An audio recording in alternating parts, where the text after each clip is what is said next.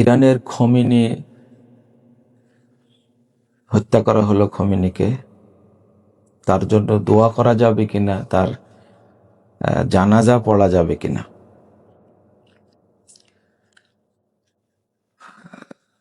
এই ইরানকে নিয়ে আমরা যারা মুসলিম বলে দাবি করি তারা বেশি বেশি বাড়াবাড়ি করি। তো আমি সংক্ষেপে বলতে চাই যে বাংলাদেশের এমনও বোকা আছে, পাগল আছে, যে ইরান রাষ্ট্রীয়ভাবে ঘোষণা করছে খোমেনিকে হত্যা করা হয়েছে, অথচ এই বাঙালি পাগলগুলো এখনো বলছে না, খোমেনি এখনো বেঁচে আছে, অচিরেই বের হবে। মানে তারা এতটাই অবুঝ এবং এতটাই ভক্ত পাগল। কিন্তু দুর্ভাগ্য হলো ইরানের শিয়ারা হলো রাফেজি শিয়া। এরা মুসলিমদের জন্য ইহুদি খ্রিস্টানদের চেয়েও বেশি ভয়ানক। এটা নিয়ে আপনারা অনেক গালিগালাজ করছেন। আমি মনে করি না জানার কারণে গালিগালাজ করছেন। একটু যদি সরাসরি খোমেনির লেখা বইগুলো একটু যদি আলেমরা পড়তেন, সেখানে আবু বকর, ওমর, উসমান রাদিয়াল্লাহু আনহুম সহ 5 জন সাহাবে বাদ দেয়া সকলকে তারা কাফের বলে। এবং খোমেনি নিজে আবু বকর, ওমর রাদিয়াল্লাহু আনহুকে, উসমান রাদিয়াল্লাহু আনহুকে গালি দিয়েছে তার বইয়ের মধ্যে। 2 নম্বর বিষয় হলো তারা রাসূল সাল্লাল্লাহু আলাইহি ওয়াসাল্লামের স্ত্রীদেরকে মানে অকথ্য ভাষায় গালিগালাজ করে। অথচ কেউ যদি একজন সাহাবীকে গালি দেয়, সে সাথে সাথে কাফের হয়ে যায়, সে আর মুসলিম থাকে না। অথচ তারা লক্ষ লক্ষ সাহাবীকে গালি দিচ্ছে, তাবিদেরকে গালি দিচ্ছে, কাফের মনে করে, তাবিদের কাফের মনে করে। এবং আহলুস সুন্নাহ ওয়াল জামাতের যারা ইমামদেরকে তারা কাফের বলে। এবং ইহুদি খ্রিস্টানদের চেয়েও আহলুস সুন্নাহ ওয়াল জামাতের লোকেরা বেশি খারাপ, এটা হলো তাদের আকীদা। এবং আহলুস সুন্নাহ ওয়াল জামাতের মানুষদেরকে হত্যা করা, তাদের রক্তকে বৈধ মনে করে এই ইরানের রাফেজি শিয়ারা। তো আপনি তার জন্য দোয়া করবেন, সমস্ত সাহাবীকে কাফের বলে যে তার জন্য আপনি দোয়া করবেন, আর তার আবার জানাজা পড়বেন। আমি আল্লাহর কাছে বিশেষ করে দোয়া করি, আল্লাহ যেন এই জামাত ইসলামের এই শিবিরের ভাইদেরকে যেন আল্লাহ হেদায়েত দান করে। তারা শুরুর থেকেই, বহু আগে থেকেই তারা খোমেনিপন্থী, তারা শিয়াপন্থী এবং সৌদি বিরোধী। আল্লাহ এদেরকে হেদায়েত দান করুক। বিশেষ করে আজকে কত হুমকি ধামকি এইগুলো দিচ্ছেন, আমি তাদের জন্য হেদায়েত কামনা করি আর বলি যে আপনারা একটু পড়াশোনা করেন। মা আয়েশাকে যারা বলে আয়েশা ফিন্নার, আয়েশা ফিন্নার, আয়েশা ফিন্নার, আপনি তাদের জন্য দোয়া করবেন? আপনি এটা ভাবলেন কি করে? আর একটা বিষয় হলো, যারা কোরআনুল কারীমকে বিকৃত করেছে, আল্লাহ নাজিল করেছেন 30 পারা, তারা কোরআন বাড়িয়ে করেছে 90 পারা। তাদের কোরআনের আয়াতের সংখ্যা হলো 17,000-এর বেশি। আপনারা শিয়াদের সম্পর্কে না জেনে নিজের ঈমান নষ্ট করছেন।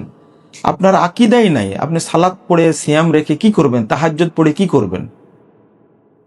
আর একটা গুরুত্বপূর্ণ বিষয় হলো, সেটা হলো আপনার আগের ইতিহাস জানতে হবে। এই ইরান 1979 সাল থেকে নিয়ে ধ্বংস করেছে ইরাককে, ইরাকের পারমাণবিক কর্মসূচিকে ধ্বংস করেছে ইসরায়েলের মাধ্যমে। এই ইরান ধ্বংস করেছে আফগানিস্তানকে। যখন আফগানিস্তানে আমেরিকা হামলা করে তখন ইরান কোথায় গেছিল?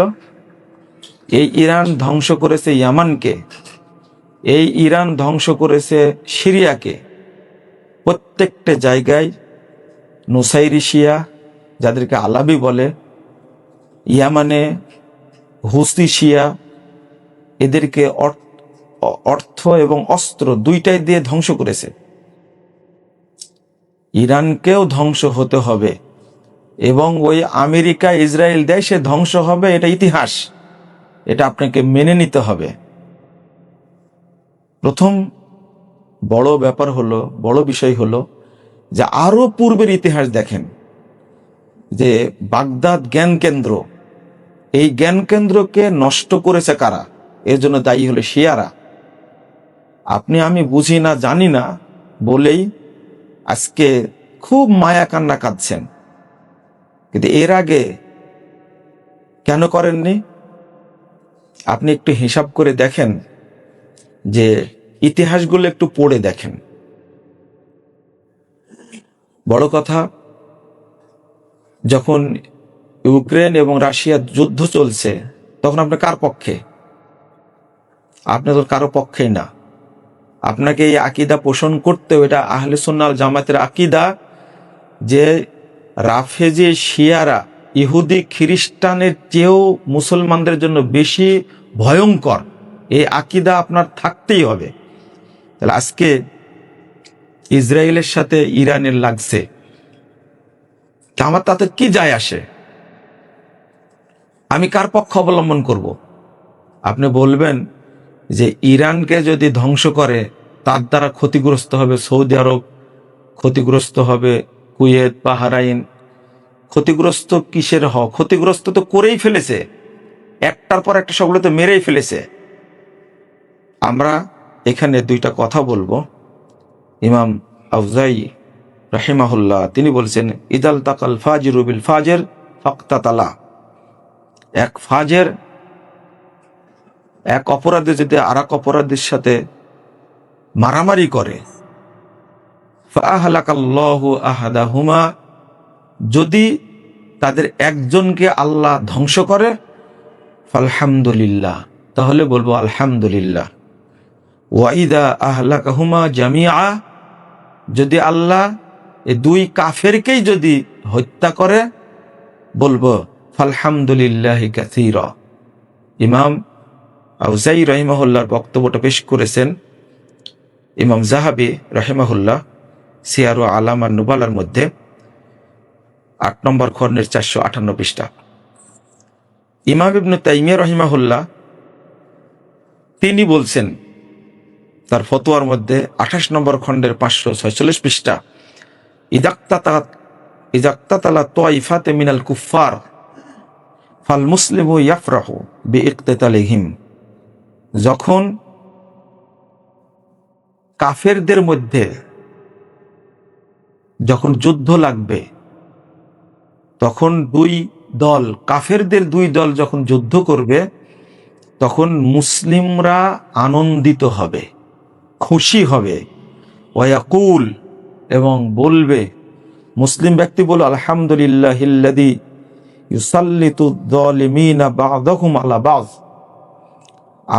আমি ওই আল্লাহর প্রশংসা করছি যে আল্লাহ জালেমদের একজনের আরেকজনের উপরে মানে বিজয়ী করে দিয়েছে।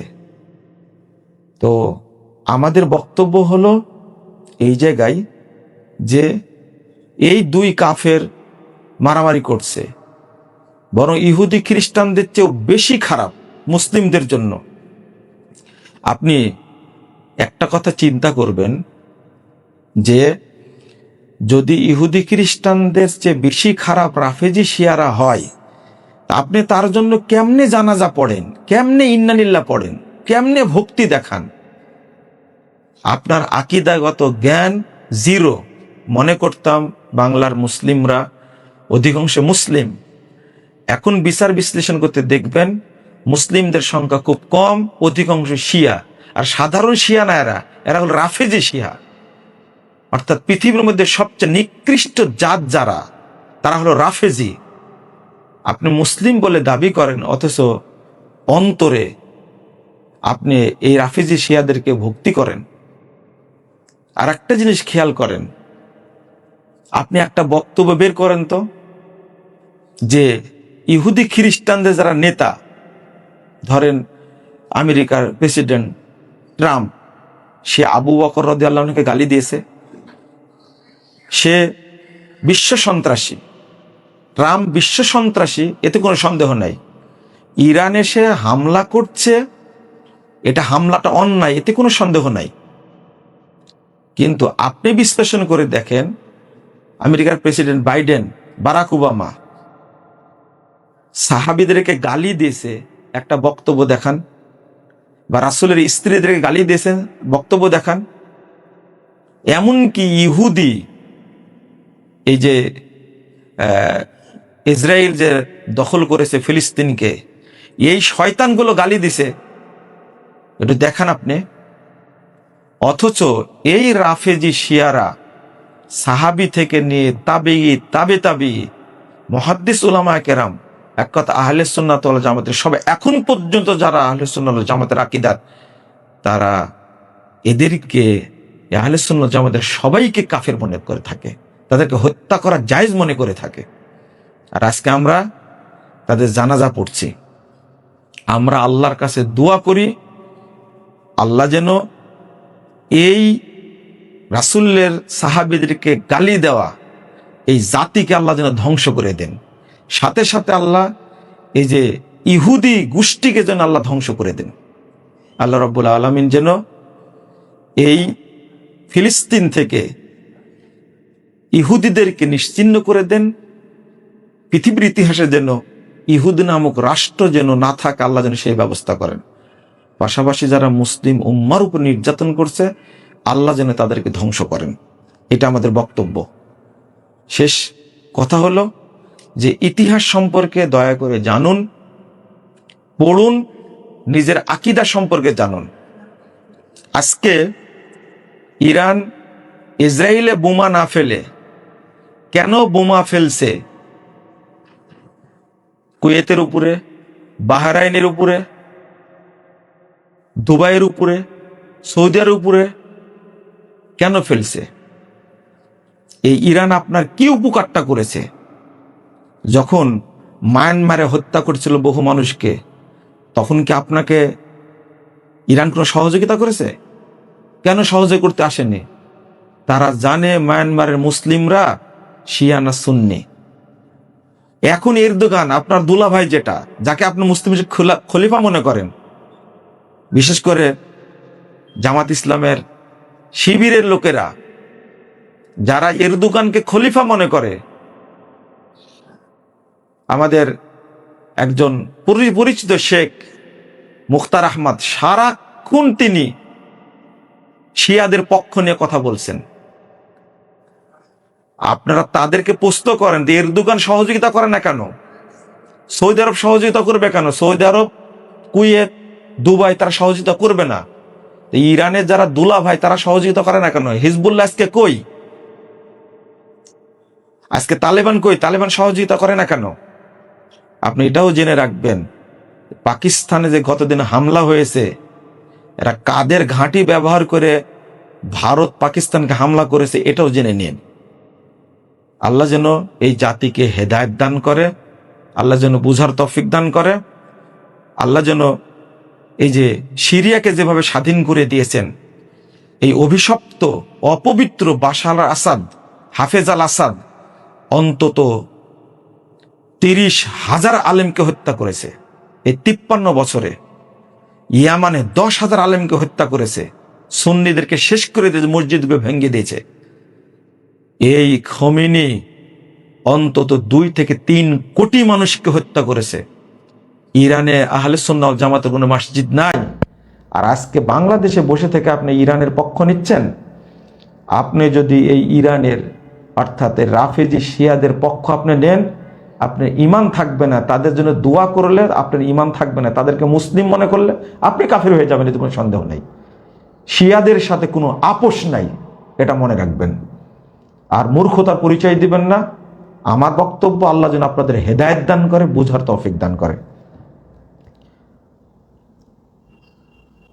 আরেক ভাই প্রশ্ন করেছেন যে আপনি বক্তব্যে বলেছেন যে ৭০,০০০ টাকা থাকলেই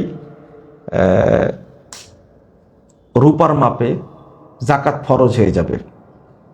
জি, আমি গত কালকে না পরশুদিন দিয়েছি।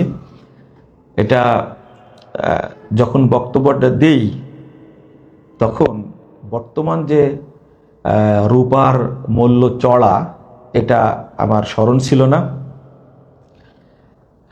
আপনি হিসাব করে দেখবেন গতবারও রূপার মূল্য ছিল ভরিতে ২৮০০-২৫০০ টাকা, কিন্তু যখন বিক্রি করতে যাই তখন এই ভরি নেয়, রূপার ভরি নেয় ১৬০০-১৭০০ টাকা বিক্রি করতে যাওয়ার সময়, কিন্তু বাজার মূল্য একটু বেশি হয় সব সময়। তো সেই অনুযায়ী এটা হয় ৭০-৭৫,০০০ বা ৮০,০০০-এর মতো হয়, এই ধারণাই বলেছে। কিন্তু এখন বাজার মূল্য আপনার রূপার ভরি হলো প্রায় ৬,০০০, ৬,৫০০, ৭,০০০-এর মতো। তো এই হিসাব অনুযায়ী যেহেতু বাজার দর হঠাৎ করে বেড়ে গেছে, আগে স্বর্ণের ভরি ছিল কম, এখন এটা ২,৮০,০০০-এর মতো হয়ে গেছে স্বর্ণের এক ভরি স্বর্ণ। রূপাও বেড়ে গেছে, এটা আমার মাথায় ছিল না। তো আপনার ৫২.৫ তোলা রূপার মূল্য বাজারে বিক্রি করতে গেলে যে মূল্যটা নিবে আপনার কাছ থেকে, ধরেন ৬,০০০, ৬,৫০০ টাকা ভরি হলে এখন ওইটা আপনার ৪,০০০ ধরতে পারেন, বা আপনি যেটা বুঝবেন সেই অনুযায়ী এখন ৩,২০,০০০ এইরকম যদি কারো কাছে অর্থ থাকে, বা স্বর্ণ রূপা টাকা মিলে যদি, জমানো টাকা মিলে যদি কারো ৩,২০,০০০-এর মতো থাকে বর্তমান বাজার মূল্যে, তার উপরে জাকাত ফরজ হবে। এটা হলো আসল কথা। আমি যেটা বলেছিলাম এটা গত বছরের হিসাব বা তার আগের বছরের হিসাব।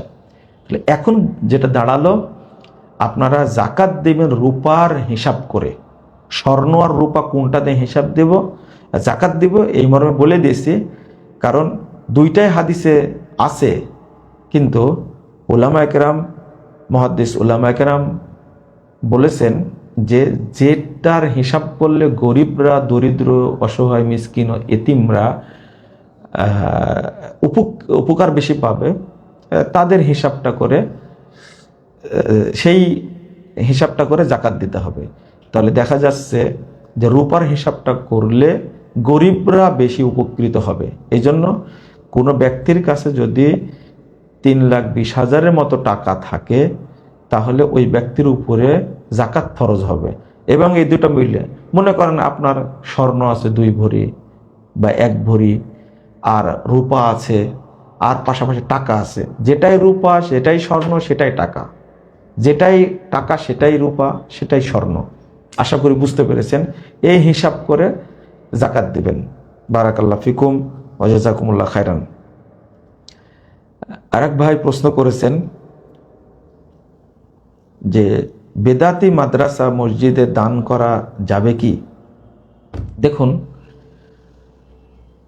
দান যেটা করবেন বা জাকাত যেটা দিবেন, এটা অবশ্যই আপনি জেনে দিবেন। জাকাতটা অবশ্যই জেনে দিবেন যে আমার জাকাতটা আদায় হবে কি না, এটা আপনার একটু ভাবার বিষয়। যেখানে জাকাতের পয়সা দিলে আল্লাহ রাসূলকে অপমান করা হবে, বেদাতকে উৎসাহিত করা হবে, সে সমস্ত প্রতিষ্ঠানে জাকাতের পয়সা দেওয়া যাবে না। ওই সমস্ত মসজিদে দান করতে পারবেন না যে সমস্ত মসজিদে শিরিকের চাষ হয়, বেদাতের চাষ হয়, বেদাতে এবং শিরিকে আকিদার চাষ হয়, এ সমস্ত মসজিদে কখনোই দান করা যাবে না। রমাদান মাস দানের মাস, কিন্তু আমাদের অনেক ভাই না বুঝে দান খায়রাত করেন এমন জায়গাতে যেখানে দান করলে পাপ হবে, অবশ্যই পাপ হবে। কারণ আপনি যে এতিমখানায় বা হেফজখানায় আপনি দান করলেন, সেখানে তারা বেদাতি শিক্ষা দিচ্ছে, কুফুরি শিক্ষা দিচ্ছে, শিরিক শিক্ষা দিচ্ছে, যেমন আকীদাগত শিক্ষা দিচ্ছে ওই সমস্ত প্রতিষ্ঠানে যে আল্লাহ সর্বত্র বিরাজমান, নাউজুবিল্লাহ। এই আকীদাকে পোষণ করলে সে কাফের। শিক্ষা দিচ্ছে মাদ্রাসাগুলোতে যে আল্লাহ নিরাকার, এটা কুফুরি আকীদা। এই আকীদাকে পোষণ করলে সে কাফের। যে ইমামরা বক্তব্য দিচ্ছে মসজিদে যে আল্লাহ নবী মরেইনি, এই বক্তব্য যে দিবে সে কাফের। আল্লাহ রসুল মারা গেছেন এটা বিশ্বাস করতে হবে। বিশ্বাস করে নবী মানে কবর থেকে আমাদের উপকার করে থাকেন, আমাদের কথা শুনেন এবং আমাদের হাজাতগুলো পূরণ করেন, এইগুলো সব কুফরি আকীদা।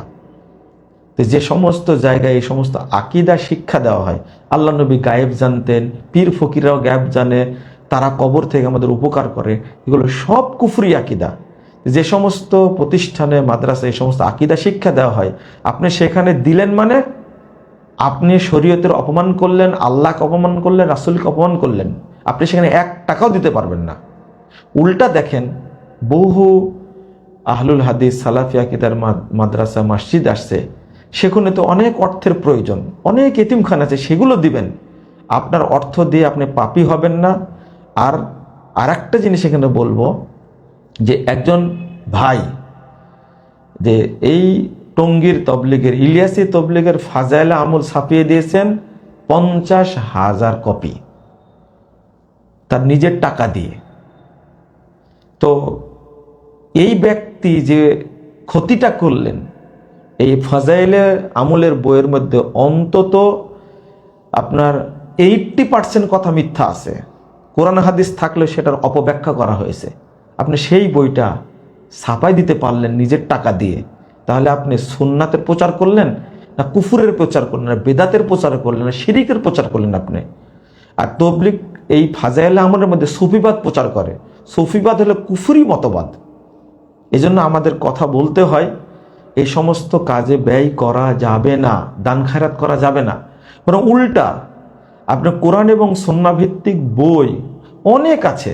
বাংলাদেশে অনেক আহলে হাদিস আলেম ওলামা আছে, তাদের বই পুস্তক আপনারা প্রিন্ট করেন, আপনারা ছাপাই দেন, তাতে জনগণের লাভ হবে। শিরিকের চাষ করে, বেদাতের চাষ করে আপনার কি লাভ? আল্লাহ বলছেন তাআওয়ানু আলাল বিররি ওয়াত তাকওয়া ওয়ালা তাআওয়ানু আলাল ইসমি ওয়াল উদওয়ান। তোমরা তাকওয়া, ভালো কাজে, নেক কাজে সহযোগিতা কর পরস্পরে, পাপের কাজে, খারাপের কাজে কাউকে সহযোগিতা করো না। এটা তো স্পষ্ট কথা, কিন্তু আমরা জেনেও না জানার ভান করি। আল্লাহ যেন আমাদের বোঝার তৌফিক দান করেন, আমিন। আরেকবার প্রশ্ন করেছেন, ইফতারের পূর্বে সবাই মিলে মুনাজাত করা যাবে কি? ইফতারের পূর্বে সবাই মিলে মুনাজাত করা যাবে কি? আসলে যেগুলো কোরআন হাদিস দ্বারা প্রমাণিত নয়, এগুলো শয়তানের আমল। যেগুলো কোরআন হাদিস দ্বারা প্রমাণিত নয়, দলিল সহি দলিল দ্বারা প্রমাণিত নয়, এগুলো শয়তানের আমল। আপনার সিয়ামটাকে নষ্ট করার জন্য ইবলিশ শয়তান এই পদ্ধতিটা তৈরি করেছে। অর্থাৎ আপনি ইফতারের পূর্ব মুহূর্তে যে সবাই মিলে হাত তুলে দোয়া করবেন, এটা একটা শয়তানের তৈরি ইবাদত, এই ইবাদত করা যাবে না। আপনি সিয়াম অবস্থায় সারাক্ষণ দোয়া করবেন। রাসূল সাল্লাল্লাহু আলাইহি ওয়াসাল্লাম বলছেন যে 3 শ্রেণীর মানুষের দোয়া আল্লাহ ফেরত দেন না। তার মধ্যে একটা হলো as-সায়েম হাত্তা ইফতিরা, অর্থাৎ যতক্ষণ সিয়াম রাখে ততক্ষণ দোয়া করবে, আর ততক্ষণই তার দোয়া আল্লাহ কবুল করবেন। পুরো দিনটা পাচ্ছেন আপনার দোয়া করার। আর যে হাদিসটা এসেছে ইফতারের পূর্ব মুহূর্তে দোয়া কবুল হয়, এই হাদিসটা জয়ীফ হাদিস। এই হাদিসটা সনদে একজন রাবি আছে, সে মাজহুল, মানে জয়ীফের চেয়েও খারাপ। তা আপনি এই হাদিস মানবেন কেন? আপনি সারাদিন দোয়া করেন, কোরআন তেলাওয়াত করেন, দোয়া করেন। আপনি সকালে দোয়া করতে পারেন, আল্লাহ কবুল করবেন। জহর পরে করতে পারবেন, আসর পরে করতে পারবেন, সারাক্ষণ দোয়া করবেন, এটা সহিহ হাদিস। আর যেটা জয়ীফ হাদিস ওইটাই চলছে। আর জয়ীফ হাদিসের সাথে আরেকটা যোগ হয়েছে সবাই মিলে এই মুনাজাত করা, অর্থাৎ সবাই মিলে মুনাজাত করা, এটা হলো শয়তানের ইবাদত। এইটা শয়তান আপনাকে শিখায় দিয়েছে সিয়ামটাকে নষ্ট করার জন্য। কারণ বেদাতের সাথে আপনার কোনো আপোষ করা যাবে না। যখন শরীয়তের সাথে শয়তানি আমল যোগ হয়ে গেল, যখন মানে সুন্নাতের সাথে শয়তানি আমল যোগ হয়ে গেল, তখন সুন্নাতটা নষ্ট হয়ে গেল, এই নেকি আপনি পাবেন না। আল্লাহ রাব্বুল আলামিন বলছেন, ইয়া আইয়ুহাল্লাযীনা আমানু আতিউল্লাহ ওয়া আতিউর রাসূল ওয়া লা তুবতিলু আমালাকুম, তোমরা আল্লাহ রাসূলের আনুগত্য করো, আমলগুলোকে বাতিল করো না। যখন আপনি কোরআন এবং সহিহ হাদিসের মাধ্যমে আমলটা করবেন তখন কবুল হবে। আর যখন আপনি এটা বাদ দিয়ে অন্য কিছু করতে যাবেন তখন আমলটা কি হয়ে যাবে? বাতিল হয়ে যাবে। 33 নম্বর আয়াত সূরা মুহাম্মাদের মধ্যে এসেছে, 10 নম্বর আয়াত সূরা ফাতিরের মধ্যে এসেছে। আল্লাহ রাব্বুল আলামিন বলছেন, ইলাইহি ইয়াসআদুল কালিমুত তাইয়্যিব ওয়াল আমালুস সালিহ ইয়ারফাউহু, আল্লাহর কাছে পৌঁছে কিন্তু সৎ আমলটা, ভালো কথাটা। তো শয়তানি আমলটা কি ভালো কথা, সৎ আমল? যখনই বেদাত আর সুন্নাত এক জায়গায় হয়ে গেল তখন অটো সুন্নাতের আমলটা বাতিল হয়ে গেল। যখন শিরিক এবং তাওহীদ এক জায়গায় হয়ে গেল তখন তাওহীদটা বাতিল হয়ে গেল। তো এটা কখনো আপনি প্রশ্রয় দিবেন না বেদাতি আমলকে। আশা করি বুঝতে পেরেছেন। আপনি এমনি দোয়া করতে থাকবেন ইফতার পূর্ব পর্যন্ত, কিন্তু সবাই মিলে হাত তুলে দোয়া করার কোনো দলিল পাওয়া যায় না, করবেন না।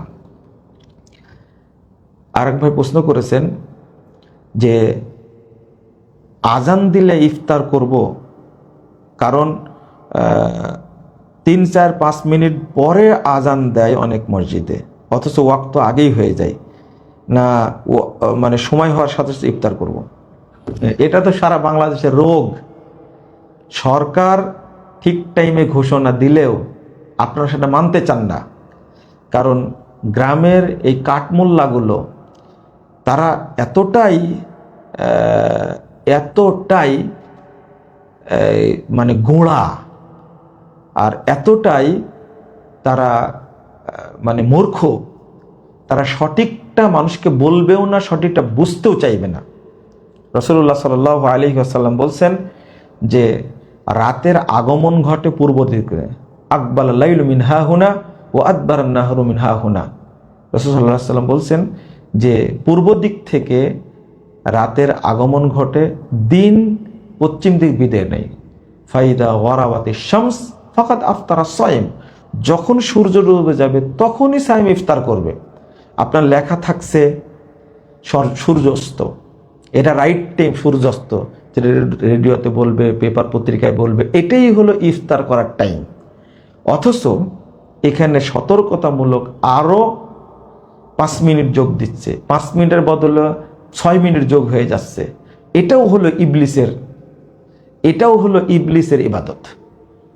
কারণ রাসূল সাল্লাল্লাহু আলাইহি ওয়াসাল্লাম অনেক জায়গায় সতর্ক করেছেন, এটা হলো ইহুদি খ্রিস্টানদের আমল। লিআন্নাল ইয়াহুদা ওয়ান নাসারা ইউআখিরুন, কারণ ইহুদি খ্রিস্টানরা ইফতার দেরিতে করে। আপনি ইচ্ছা করে যদি 1 মিনিট দেরিতে করেন, ইচ্ছা করে, আপনার সিয়ামটা শয়তানি সিয়ামের সাথে, শয়তানির আমলের সাথে সম্পৃক্ত হয়ে গেল, আপনার সিয়ামের নেকি হবে না। 5 মিনিট যদি যোগ করেন ইচ্ছা করে, জানার পরেও, আপনার সিয়াম কবুল হওয়ার কোনো সম্ভাবনা নাই। কারণ আপনি শয়তানকে সাপোর্ট করলেন, বেদাতকে সাপোর্ট করলেন। অতএব ওয়াক্ত হয়ে গেছে, আপনি ইফতার করবেন। মনে করেন বহু মানুষ একসঙ্গে ইফতার করছে, তারা 4 মিনিট পরে ইফতার করে, আপনি কি করবেন? প্রথমত এই মাজলিসে যাবেন না।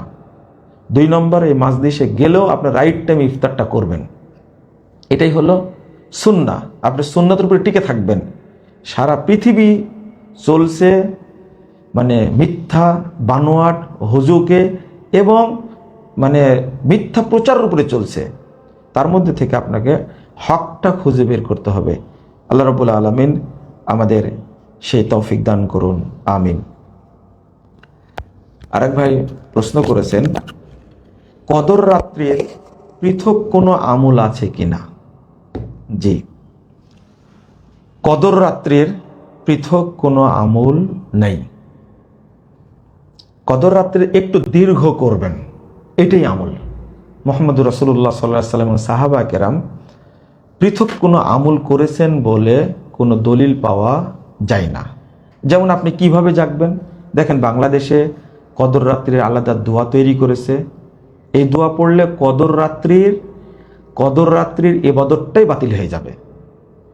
কদর রাত্রির নিয়াত তৈরি করেছে, এটা পড়লে আপনার রাত্রির ইবাদতটাই বাতিল হয়ে যাবে। যেমন বাংলাদেশের মানুষের তারাবি বাতিল হয়ে যায়, এমনি 20 রাকাত তারাবির দলিল নাই, জাল দলিল, এমনি তো বাতিল।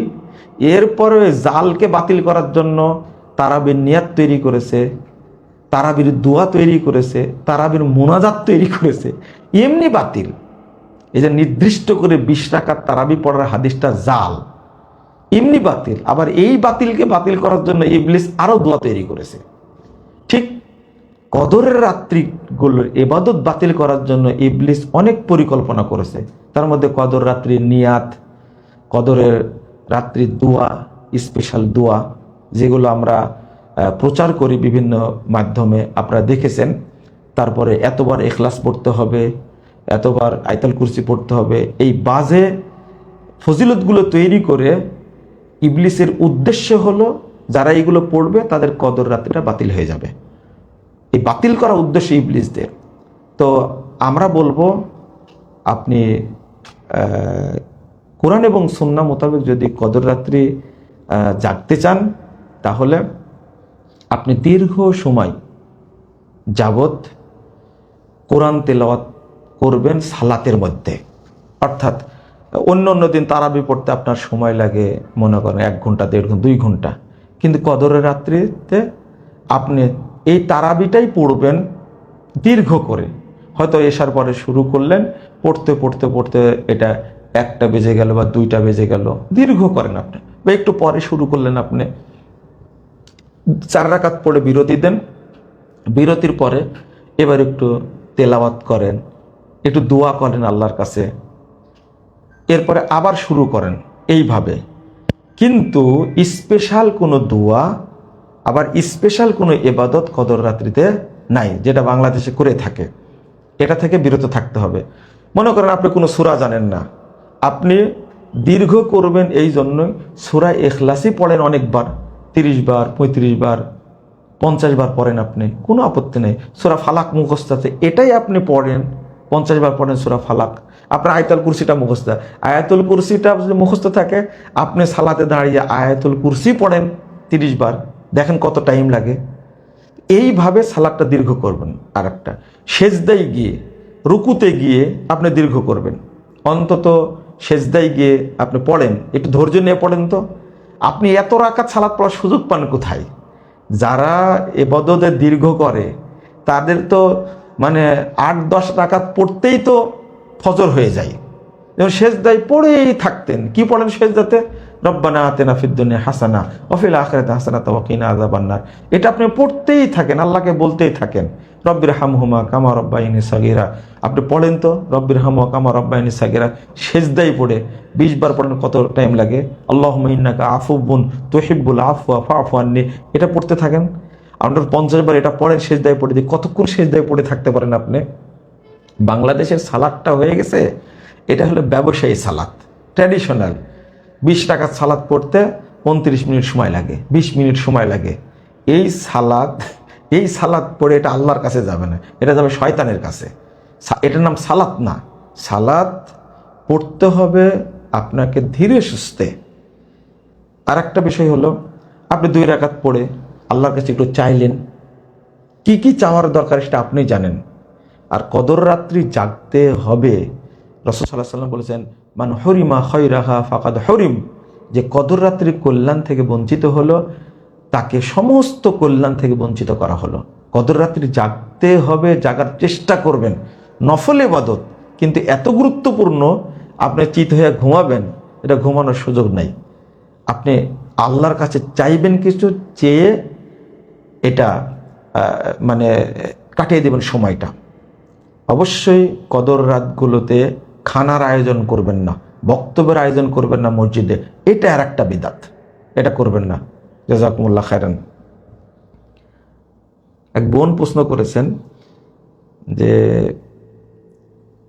আমি প্রতি বছর শুধু 27 রাত্রি জাগি, কিন্তু একজনের বক্তব্য শুনলাম যে শুধু 27 রাত্রিতে না জেগে 5 রাত্রি জাগতে হবে।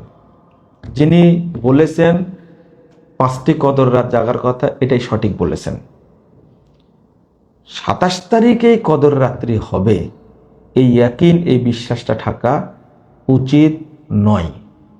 বরং বাংলাদেশের মানুষ তো 27 রাত্রি মানে ইবাদতের জন্য জাগে না, এরা যায় মাজারে, এরা যায় পীরের দরগায়, এরা খানকায় যায়, এরা গোরস্থানে যায়, যেখানে গোরস্থানে মসজিদ আছে, পীরের দরগা আছে, সেখানে গিয়ে ইবাদত করে। আর এই পীরদের এই টাইমটা, এই রাত্রিটা একটা ইনকামের মানে ফায়দা হাসিলের রাত এটা। সেখানে তার মুরিদগুলো গিয়ে সেখানে ইবাদত করে। দেখেন, এটা হিন্দুদের আকীদার চেয়েও খারাপ। এটা হিন্দুরা দুর্গা পূজার জন্য যায় মণ্ডপে, তাদের ইবাদত জায়গা পূজা মণ্ডপ। আর বাংলাদেশের অধিকাংশ মুসলিম 27 রাতে কদর রাত মনে করে এরা ইবাদত করার জন্য যায় মাজারে, দরগায়, কবরস্থানে, খানকায় যায়। এর চেয়ে বড় দুঃখজনক আর কি হতে পারে? মাজারে গিয়ে চোখে সুরমা দেয়, কোটি কোটি টাকা সেখানে দান করে তারা, অথচ ইবাদত করার জায়গা হলো মসজিদ, তারা মসজিদে যাবে না। আবার অনেক মসজিদ আছে এই এই শুধু একটা রাত সারা রাত জাগবে, বক্তব্য দিবে, তারপরে জিলাপি খেয়ে, পোলাও খেয়ে ওখান থেকে বিদায় নিবে। ইবাদত কই? আপনি তো মিলাদ পড়লেন, ওয়াজ শুনলেন, জিকির করলেন, তাও মাইকে জিকির করছেন, যারা বাড়িতে ইবাদত করে তাদের ডিস্টার্ব করছেন আপনি। তারপর জিলাপি পোলোয়া খেয়ে চলে গেলেন, ও ফজরও পড়ে না ওরা। এতটাই বাংলাদেশের এই মুসলিমরা হতভাগা, তারা সঠিক জিনিসটা না জেনে এই সমস্ত বাজে কাজগুলো করে থাকে শরীয়তের নাম নিয়ে। এটাতে ইবলিস খুশি হয়, আল্লাহ বেজার হন। যে ইবাদতগুলো করা হয় ইবলিসের জন্য, এটাতে ইবলিসই খুশি হবে। ইবাদত করতে হবে আল্লাহর জন্য, রাসূলের সুন্নাহ মোতাবেক, তবেই ইবাদত কবুল হবে। রাসূল সাল্লাল্লাহু আলাইহি ওয়াসাল্লাম বলেছেন, মান আমিলা আমালান লাইসা আলাইহি আমরুনা ফাওরাদ।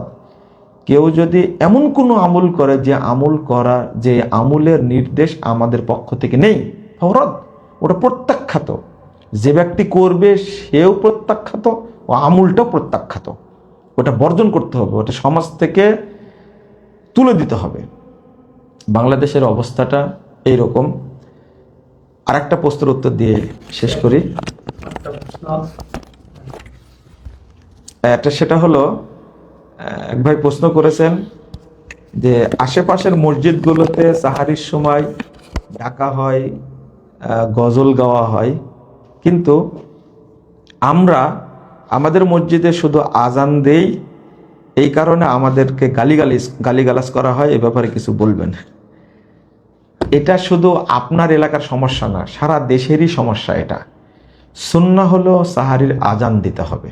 আপনি আজান দিচ্ছেন, আলহামদুলিল্লাহ, আল্লাহ আপনাকে এই হকের উপরে প্রতিষ্ঠিত রাখুন, দোয়া করি। এবং আল্লাহ রাব্বুল আলামিন যেন অন্যদেরকে বোঝার তৌফিক দান করেন।